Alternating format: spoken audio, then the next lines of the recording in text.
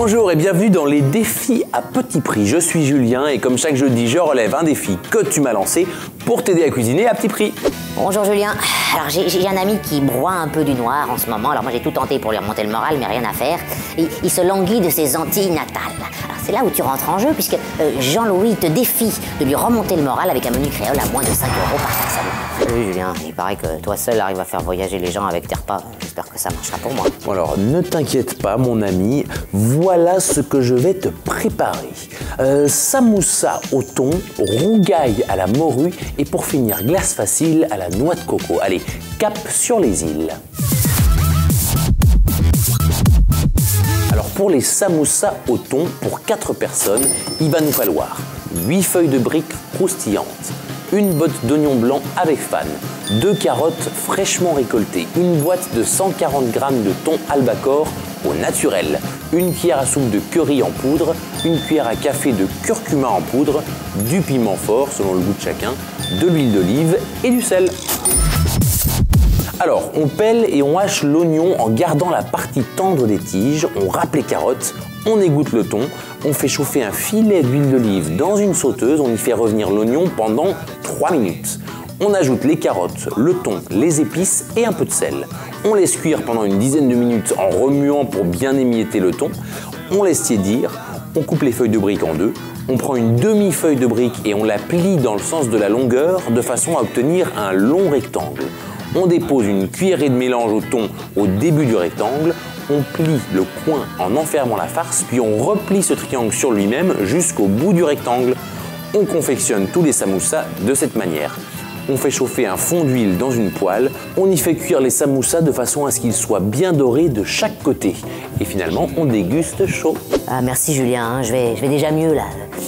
Je sens les choses, j'ai l'impression de commencer à apercevoir ma maison, la mer. Mais c'est mon objectif, tiens, regarde déjà ça. Alors pour le rougail de morue pour 4 personnes, je vais avoir besoin de 1 kg de morue dessalée surgelée, 4 oignons, 4 gousses d'ail, 1 kg de tomates, une cuillère à café de curcuma en poudre, 2 citrons verts, de l'huile d'olive, du sel et du piment fort. Et puis pour l'accompagnement, 400 g de riz long grain incollable. On décongèle la morue la veille au réfrigérateur comme indiqué sur l'emballage. On l'éponge avec du papier absorbant, on pèle et on hache les oignons et l'ail, on retire le pédoncule des tomates et on les découpe en petits morceaux. On fait chauffer un beau filet d'huile dans une sauteuse, on y fait dorer la morue à feu vif en remuant. Elle s'émiette, c'est normal. Quand elle est bien dorée, on ajoute les oignons et l'ail, on les fait revenir avec la morue pendant 5 minutes de plus, on ajoute les tomates, le curcuma, un peu de sel et du piment fort selon le goût. On laisse cuire à feu doux pendant 20 minutes et en remuant de temps en temps.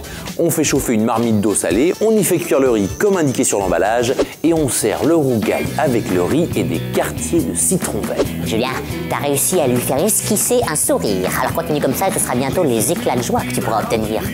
Et alors là, avec la glace facile à la noix de coco, tu vas voir, tu vas vraiment te sentir comme à la maison.